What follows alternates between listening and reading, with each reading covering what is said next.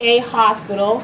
She is a licensed mental health counselor, and she's also in private practice, and she's here to speak to us today about self-directed violence in veteran populations.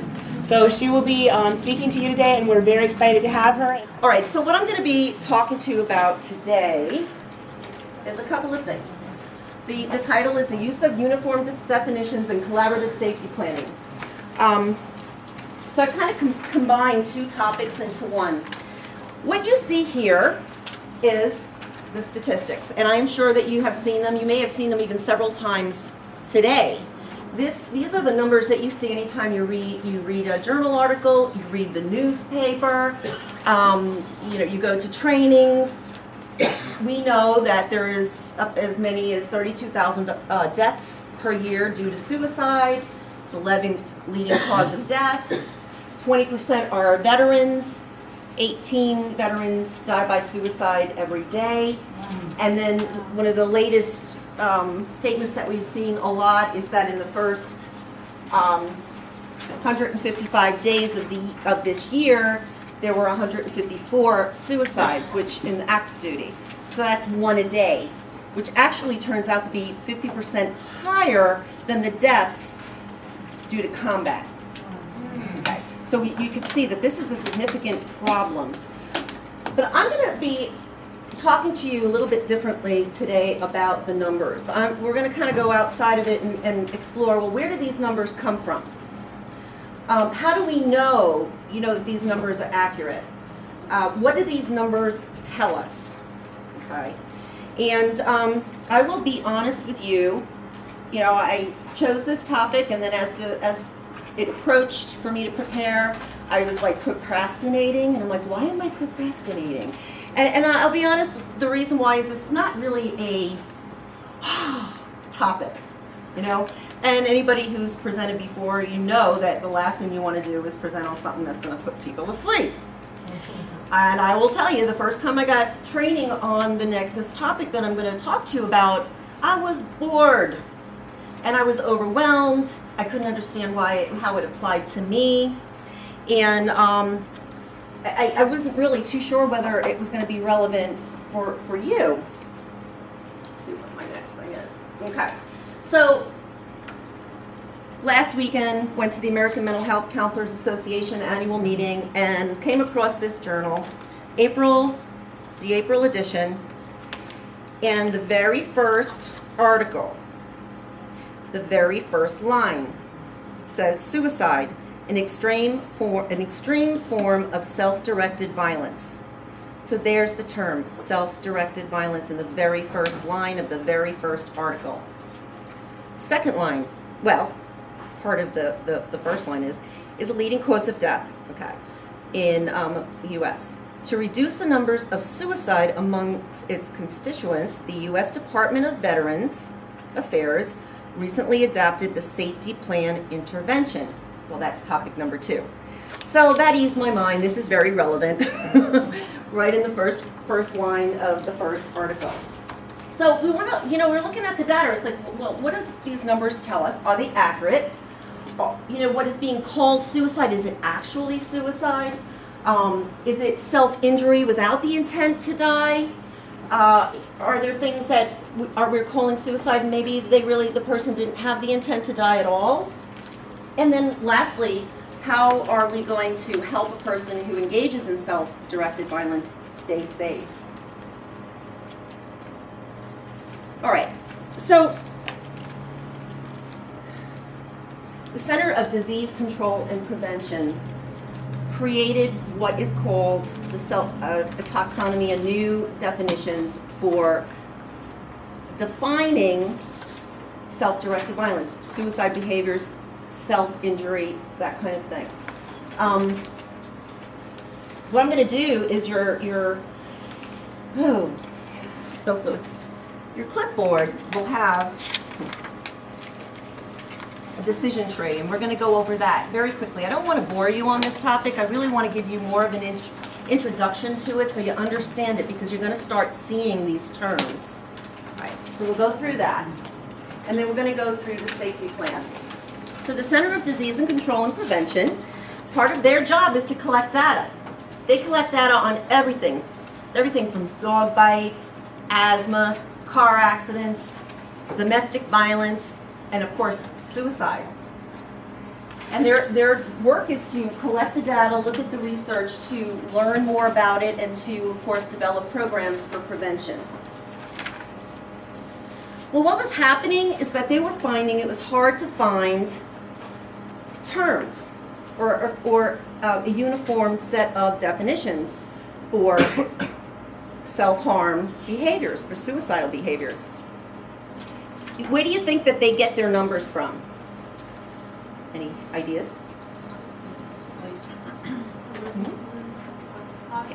I'm sorry? Hospitals, emergency rooms?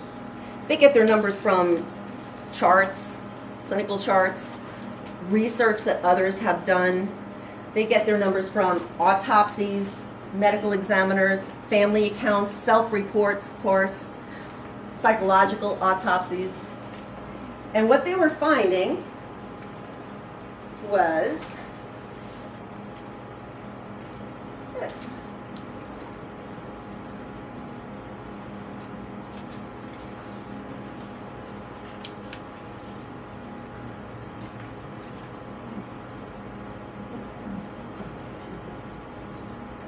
What do you think the problem is with that?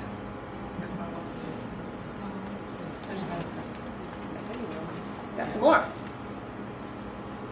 Yeah, you know, if you remember your class, perhaps on research methodology and the term operational definition, you know, and the need for that so that we know that what we're looking at is valid, that others can repeat the research using the same kind of, you know, the same definition and understanding. Well, what the CDC was finding is that when they're going into this data, they were getting all these different terms.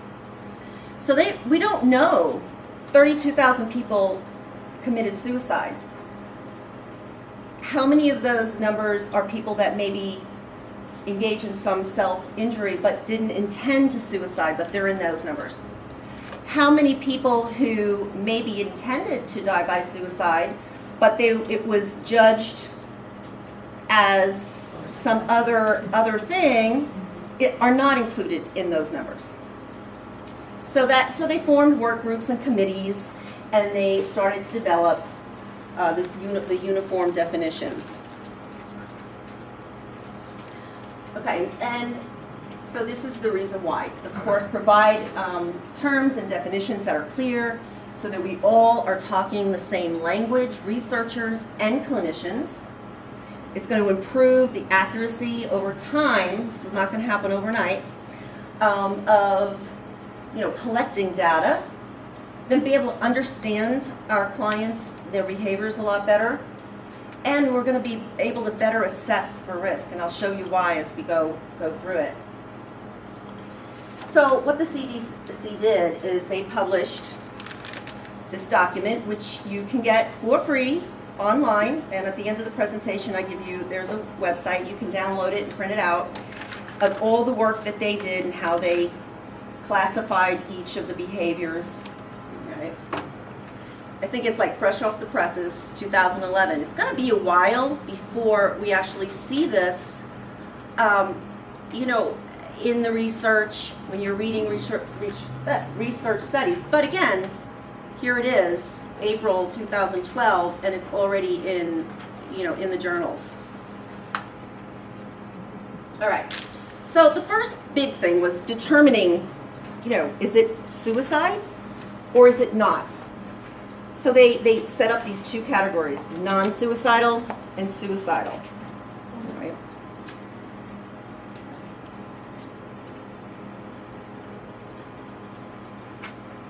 The question obviously is intent. It's the number one question.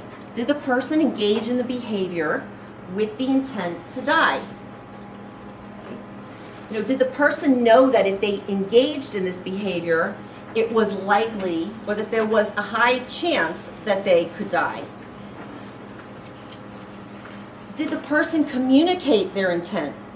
Or are they able to communicate what their intent was after? If it was an attempt and they survived, can they communicate what their intent was.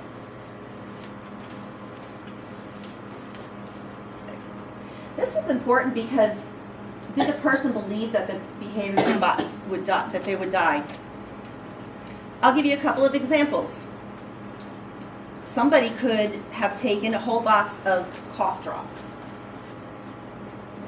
Just ate all the cough drops. It might be a child or a teenager.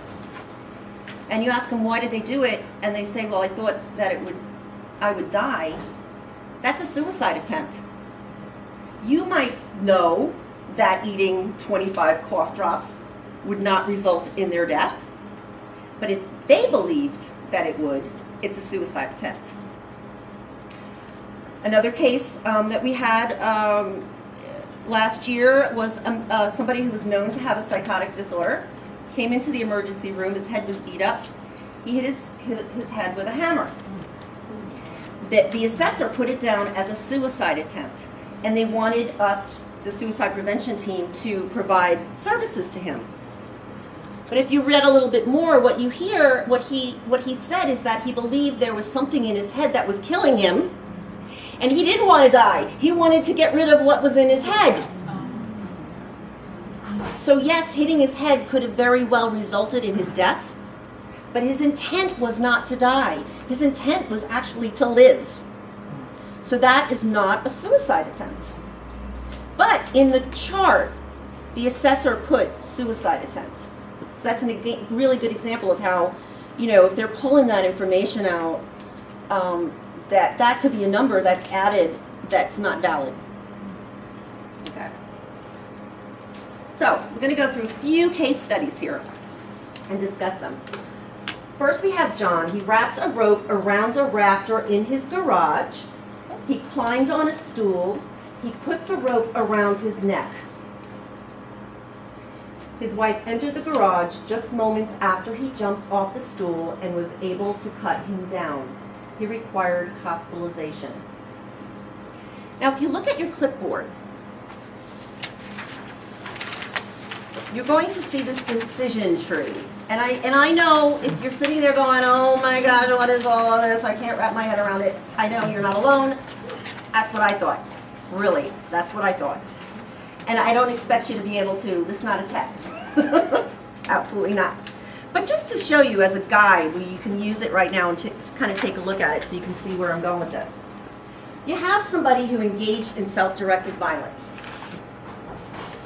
He wrapped a rope around his neck. Right? He jumped off the stool. But he was interrupted by somebody. Somebody interrupted and he survived. Okay. So you will see a label on there once you go down your decision tree that would be considered suicidal self-directed violence, non-fatal, with injury, interrupted by another. It's a lot to say. Why don't we just say suicide attempt? But can you see how much information is in this versus suicide attempt? Now we know some stuff in just this one. We don't even have to know how, why, what. What we do know is that he tried to attempt suicide and it was interrupted by another. This is John again. Different scenario. He wrapped a rope around a rafter in his garage, climbed on a stool, put the rope around his neck. After a few moments, John decided to remove the rope and climb off the stool. What would you call this?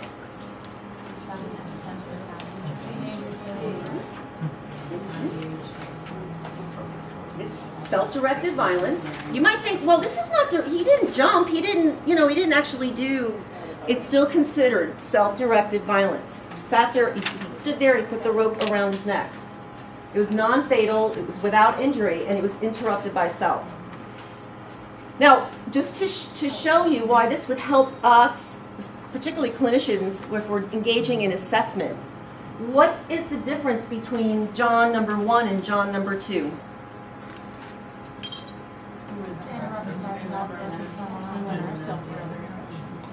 What is that? What do you think that might say?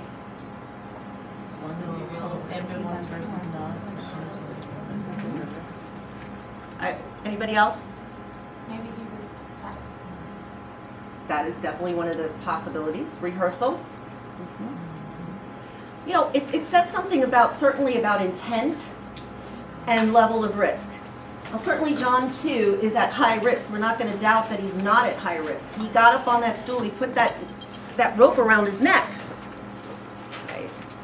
You know, maybe next time he will jump. So he's just one step away from that.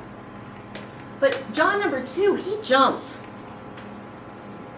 He meant business. And he's somebody that you're definitely going to watch much, you know, really clearly when you put him in the hospital, because he meant to do it. And what's going to, you know, there's a good chance that when he gets to the hospital and you put him on an inpatient unit, that he might still continue to try. But isn't part of the assessment whether there were people around that could have stopped it? Yes, no, and again, it's like looking at intent, looking at risk. Right, but like that part of their thought process includes the knowledge that there are possibly people around that could In stop some ways, but that's kind of a dangerous line of thinking, because then we're almost going into this thinking of, well, they really didn't mean it. They're just playing games. They're just manipulative. They're just trying to control, you know. And when we go in that direction, we could miss people who really, you know. So we have to just like look, not put that there. You know, one of the good things about this new definitions is that it takes the assumptions out. It just labels the behavior, and it takes the assumptions out. And the interpretations that might, yes, come along with that. Yeah. There could be truth to that, absolutely. I mean, I just feel like it takes the personal out, if that's the case, then.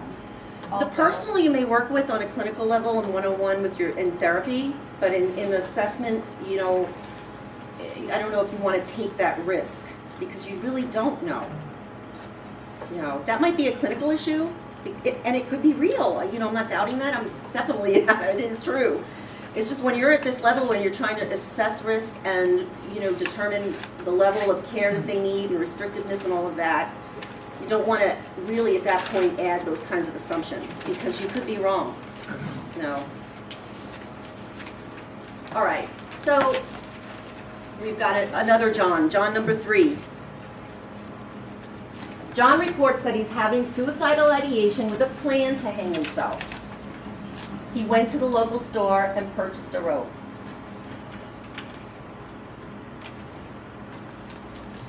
So this kind of goes along with what the women over there talked about as far as rehearsal or preparatory. Right? This is a preparatory behavior. It's still considered self-directed violence. You think, well, why would it be? It's not violent. He didn't do anything. But it's other suicidal behavior, and in this case, it's preparatory. And again, it tells us about level of risk.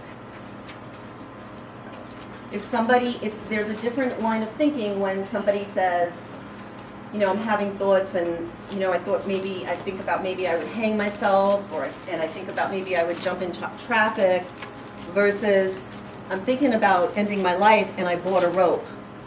Now we've gone whoop, up a step.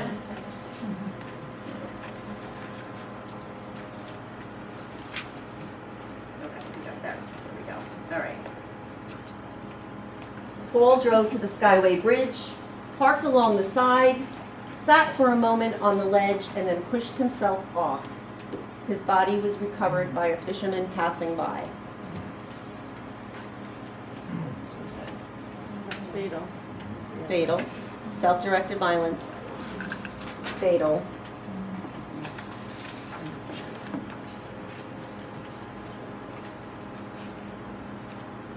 There are some behaviors that there's no doubt of the intent, even if the person can't say so. Holding a loaded gun and pushing, squeezing the trigger, pretty much can assume that person's intent was to die. Somebody jumping off a bridge, particularly one that is very, very high, hanging, even if they're not able to say, well, yes or no, it's pretty safe to assume that is the intent. Now we have the other side of it, without intent. Evelyn cuts her forearm with a razor. Her mother discovers the injury later in the day and brings her into the emergency room. Evelyn reports she cuts to relieve anxiety.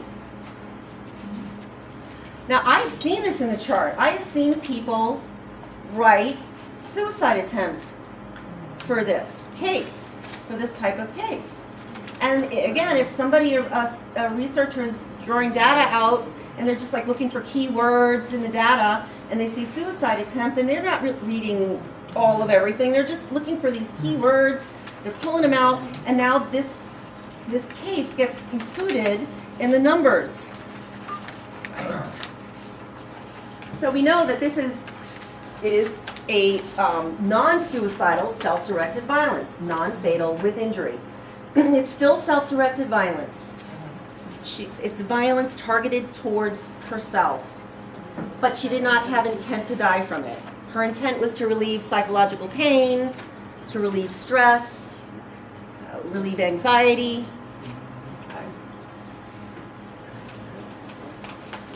Another case, Carla is with friends and they're shooting up heroin. She becomes unconscious, is rushed to the hospital, and dies.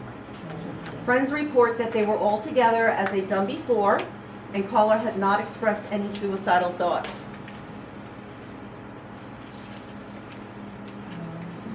Non-suicidal.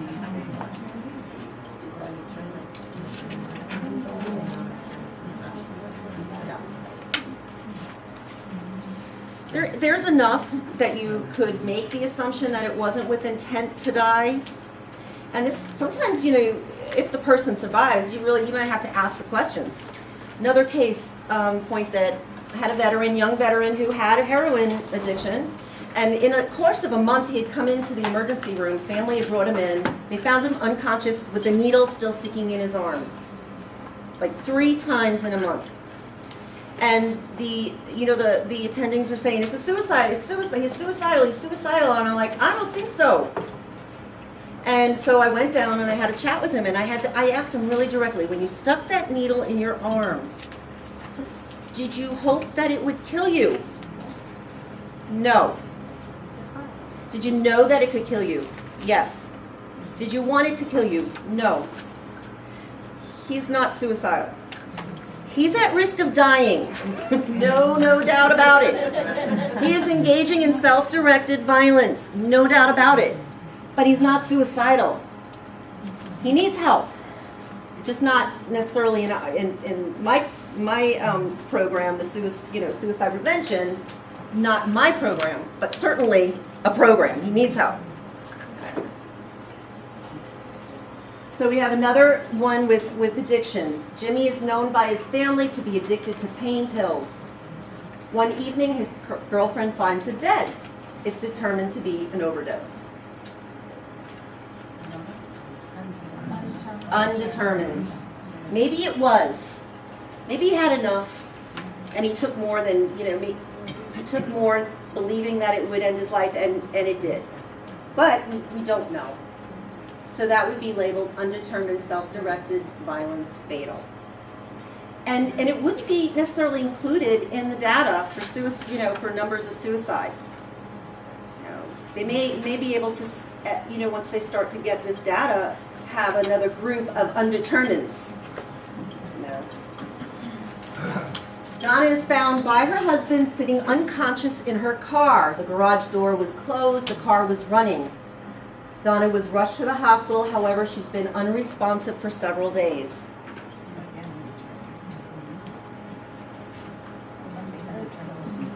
Undetermined.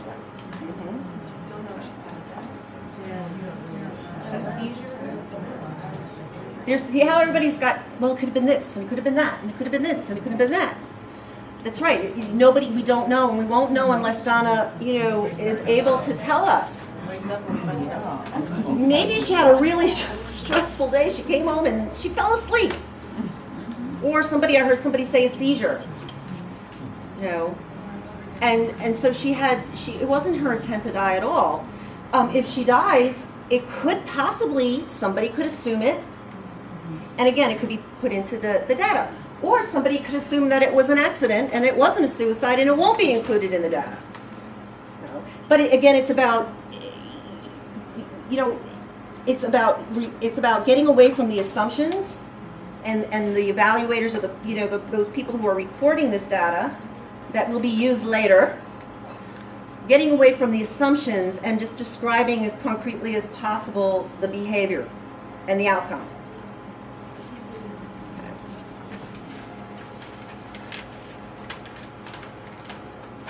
Okay, so undetermined self-directed violence with injury and interrupted by other. Because if it was a suicide attempt, somebody came and interrupted it. If it was an accident, it's not fatal because it was interrupted by other. All right. So, let's see. So I'm going to move on to the next. That's as much as I'm going to give you about that. It's a lot. When I went to my first training, it was an hour and a half, and it broke down every single one of those lines and boxes and trees and all of that. And if I did that, you'd be like, don't want to do that. But I did want to give you a introduction to it because I believe that, the VA is taking this on wholeheartedly. They're training their clinicians, and that it will become more and more of a norm or an expectation for clinicians. Probably will filter down to more community mental health agencies and all of these where a lot of that data is coming from, and you will start seeing it, and you may be required to use it, and so you can be at the cutting edge of things and say, I heard about that, and you'll be familiar, and you'll start to read it in your journal articles as well. But I'm going to move really quick to the helping the client at risk of self-directed violence. And I'm going to talk about the safety plan. Okay. Say no to no harm contracts. That's the message. You don't get anything. No harm contracts. I know you had a presentation on the CAMS, the Collaborative Assessment and Management of Suicide Behaviors. And you might find some similar elements between the safety plan and the CAMS, but there is a difference. The CAMS is something that targets in treatment suicidal thought, suicidal behavior. It's used over a course of many sessions or several sessions, and it's like we are getting together specifically and only for your suicidal thoughts. It's treatment. It's like when somebody goes to the emergency room, they broke their leg. The doctor says, okay, well, your leg is broken. We're going to treat the break, but we're not going to treat the pain. When your leg heals, the pain will go away. And that's kind of been the mentality when it comes to treating suicide or suicidal thoughts. Well, if we treat the depression, the suicidal thoughts will go away. And so CAMS is one of those approaches that have been developed to treat the pain. To treat the pain, to target the pain, rather than say, well, it will go away once we treat the depression, or we treat and focus on these stressors that might be contributing. The safety plan is different, okay? And we'll get into that a little bit. No harm contracts. Why no? Okay, I'll tell you why. First off, there's no empirical evidence that shows that they work. There hasn't been any really research that says that they work. Okay. There is a study that has looked at them to see if they work, and Kroll 2000 found that they surveyed mental health counselors or mental health providers, asked them how many of you use no harm contracts, and in the time that you use them, how many patients that you had died by suicide or had a serious attempt, and 41% either died by suicide or had a serious attempt. Now we might say, well, that's good, 60% survive. That's very effective. But on the other hand, 41 is not good. So, the no harm contract, I remember it being, you just it's a promise. You promise not to kill yourself between now and the next time you come in. Yes, okay, you're good. And then you put it in the chart and it says verbal contract, contracts for safety. If you were really good, you might write it down. You might write it and give it to your client. Okay, here's your contract. You're going to, stay safe and not hurt yourself between now, right? Right, just sign here. And then you put it in your chart and you feel protected. Was it really to help the person or was it for your own liability?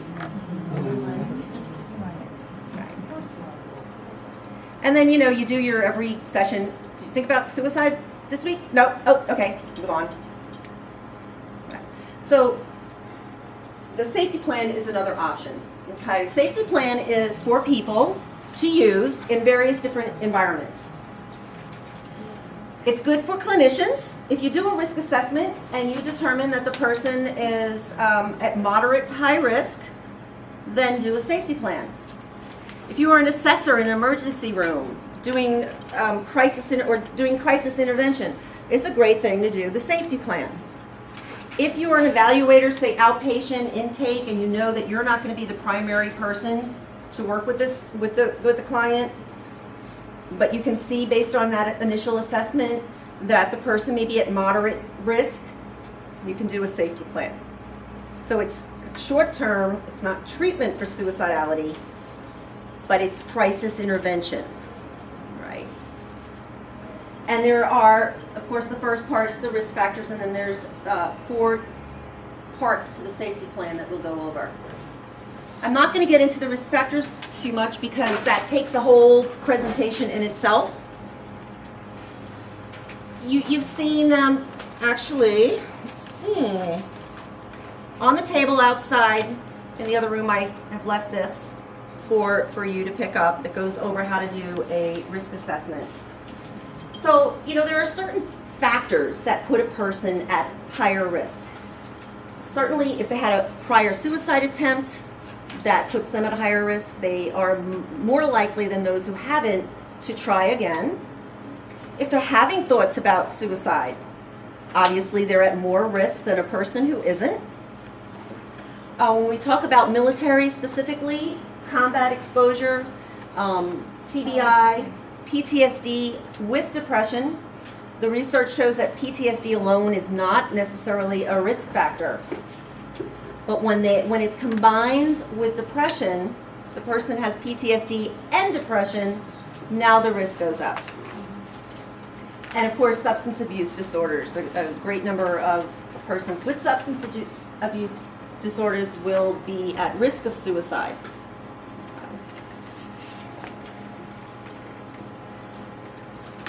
What I've given you is a copy of the safety plan, a workbook. Feel free to copy this for yourself and use it to give to your clients, to work with your clients. This is an adapted safety plan, what we use over at James A. Haley. I just took off the word James A. Haley and put another picture there and took out some information on the back, but it's exactly the same other than that. Okay. What we know is that, that there are usually some kinds of stressors or triggers that lead a person to crisis. We all are at risk of that. We lose a job, a loved one dies, we lose our home. Any significant loss is going to put us in crisis. And for some people, it can lead to them thinking about, well, how am I going to deal with this? I just might as well die. For some people, that's what happens. And so when you're using the safety plan, part of it is being collaborative, sitting down with your client and normalizing that. It's not, oh yes, it's normal to have thoughts of suicide. It's normal, it's common, that would be the word. It's common. Some people in crisis will have these thoughts. Okay? Okay. They do. Anniversary of trauma, relationship conflicts, these are triggers. These are things that put us into crisis. So when you're sitting with your client, you want to identify what are some of the crises that can lead to suicidal thought. Not all crises can lead to suicidal thought. You might have somebody sitting there who's had crisis, trauma and loss, and then there's this one thing that when that happens, then they go to that place, to that dark place where they're thinking the only way to resolve this and to end this pain is to die. So you want to help them identify what are those triggers.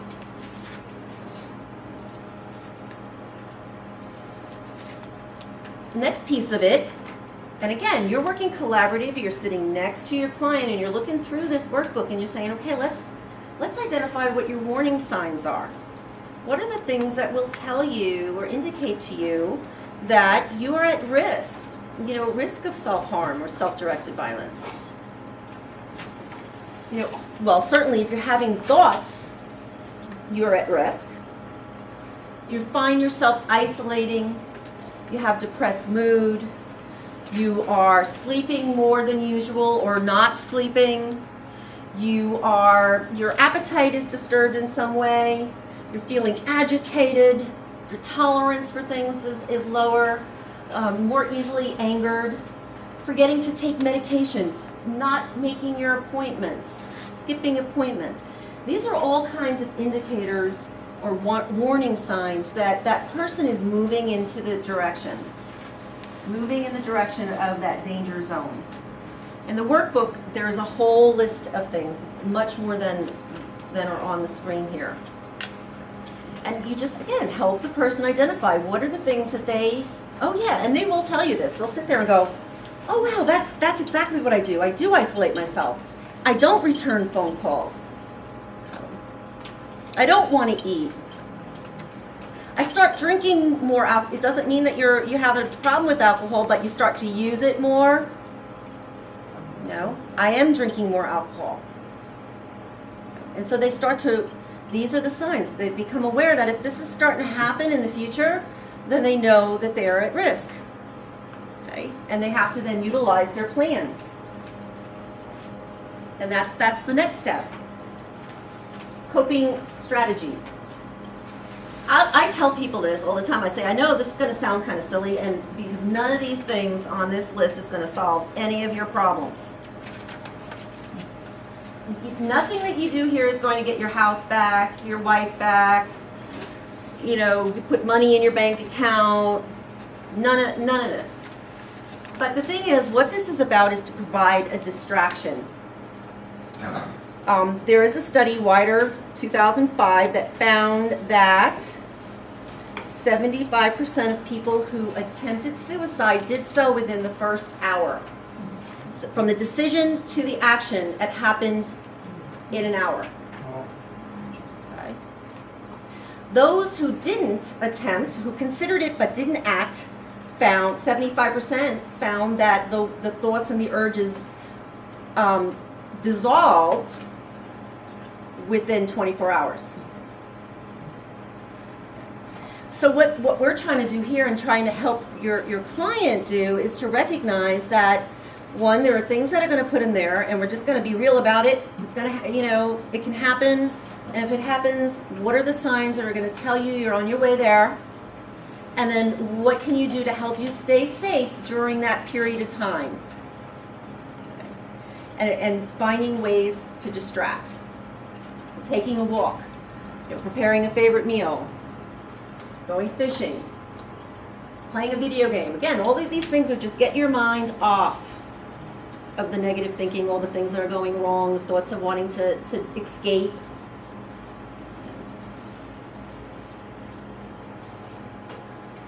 And you will find if you use this is that people are very receptive.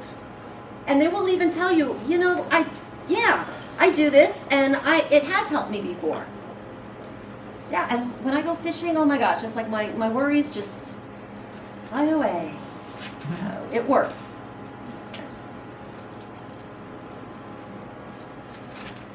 The next place is, the next part is who to call. You know, who are the safe people? Not everybody's safe. You know, when somebody tells you, you say, well, what about, you know, your mom or dad? No. Well, maybe that's true. Honor that. It's much better to take the time, say, okay, and then take the time to find out who is a safe person than to try to convince them that this person should be safe. Maybe they have a reason why that person's not safe. This is crisis intervention. It's not the time to go into your childhood. Okay? Move on and find somebody who's safe. And you will find a lot of people say, oh, nobody. But you talk a little bit and you find that there's at least one person. Okay? So you want somebody, at least one person that the person can call, that the person wouldn't necessarily talk about their distress. But it's like, you know, a good friend who likes to joke around and it's a distractor. You all have at least one of those people that you can probably think of right now. If you call them up, they either have so many problems of their own, and you're like, okay, or they just love to joke and they're, you know, and they just take your mind off for a few moments. Or they're great to get together with and do some activity, but you know that they're not really the kind of person you can get deep with. You have those people in your circle. So it's helping your client find at least one of those people in his or her circle. The other is at least one person who he or she can talk about what's going on and how they're feeling. You know, there could be a close family member, a close friend, a cousin. If you look on the back of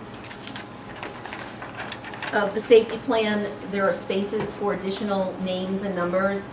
And you'll see things like sponsor, 12-step buddies. You know, people go to 12-step programs, they get lists of people they could call. There could be one or two people on there. So again, the thing is, and you can tell them that, the reality is, you know, when you get into that dark spot, you can't think of anything. Nobody seems good to call. You know, so the idea is to prepare in advance. So that if and when you get there, all you have to do is take your paper out, your safety plan, and look at it. You don't have to decide. The decision was made. You made the decision before. Okay. Include in there community resources, therapists, ministers, the crisis line, and people that they can call. Safe places. We want to make the environment safe. First, sometimes just getting out of the environment is helpful. Again, a conversation. You're sitting there and you're having a conversation. Well, what kind of places do you like to go to? Oh, I don't know. Do you like to roam around a bookstore? Like to sit at a coffee shop? Oh yeah, that's. And so you kind of try to identify some places that are safe, that is again used to distract, to move that person out of that environment, get them out of the house, to sit a while somewhere. Coffee shop, library, bookstore, park, beach.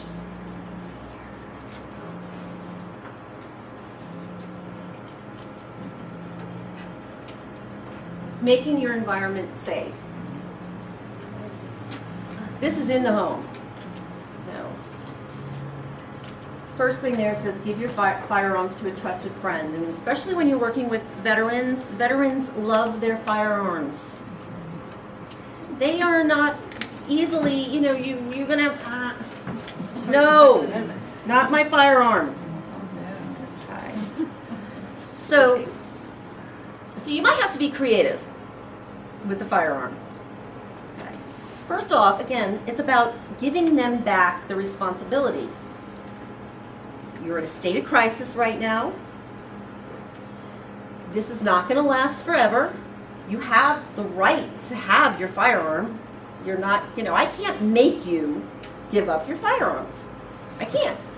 It's your right. But, given the state of crisis that you're in right now, it's just not safe. It's a conversation.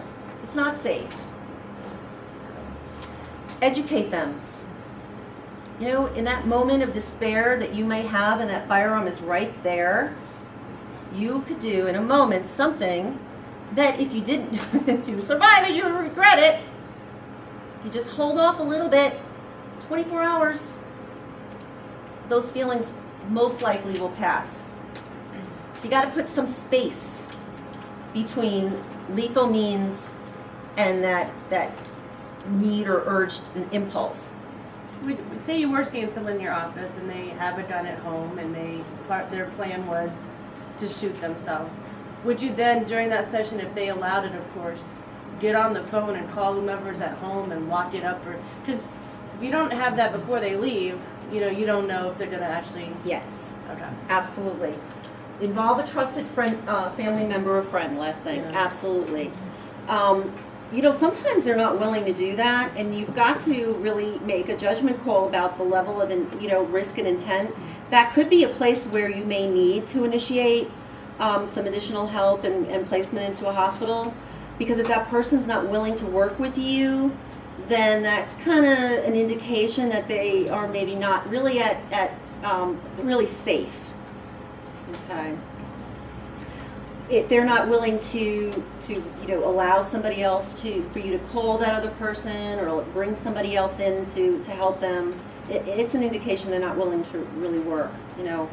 And when you're working with veterans, and not just veterans, but veterans, I've spoken to so many of them. They don't only have one firearm; they have like one in every corner of every possible, strategically placed around the house.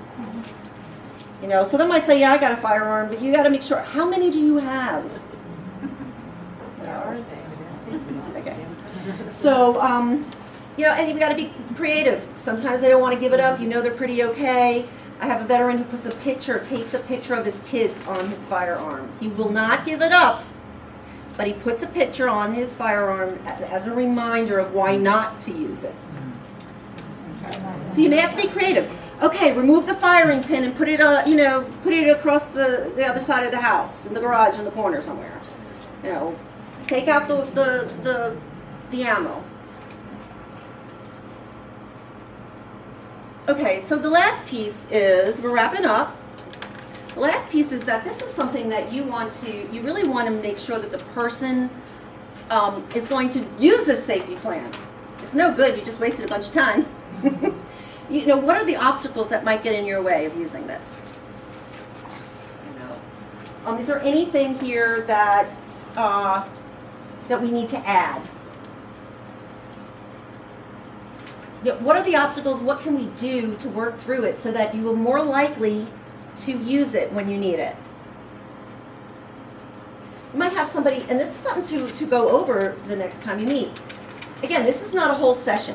This is like 15 minutes, right? And then you go on to the relationship issues and the stressors and the other things that might be contributing. But this is about, okay, moderate risk. If it's high risk, most likely in the hospital. And then you might review it. You would return to it. I would encourage you to return to it very quickly each session. Anything you need to change? Well, yeah, I put reading down, but I found when I couldn't focus. So that's not working. Okay, well, what about like reading a magazine where the article is shorter, or there's pictures you can look at? Oh, okay. Be creative and change it. Okay, so here are the two. We've got the CDC, where you can download a copy of the Self-Directed Violence Manual. You've got the VA website where you can download a copy of Safety Planning Manual. Goes through everything we just talked about.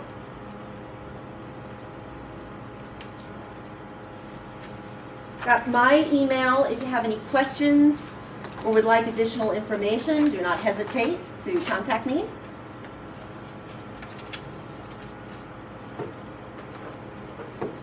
In the first one, is that an underscore?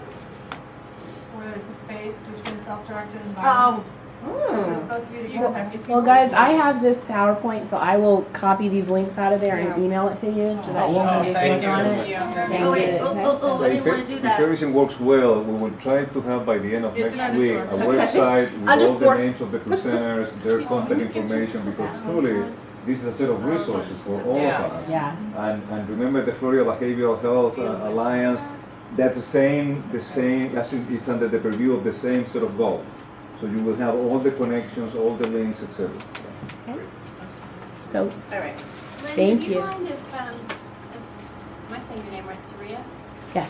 If Saria also sends us your PowerPoint? Oh, not at all. I really like that. Yeah. Oh, okay. Yeah. That's a good question. I will send it. Thank you. Thank you. All right. Thank you. Thank you very Thank you much. so Jean. much.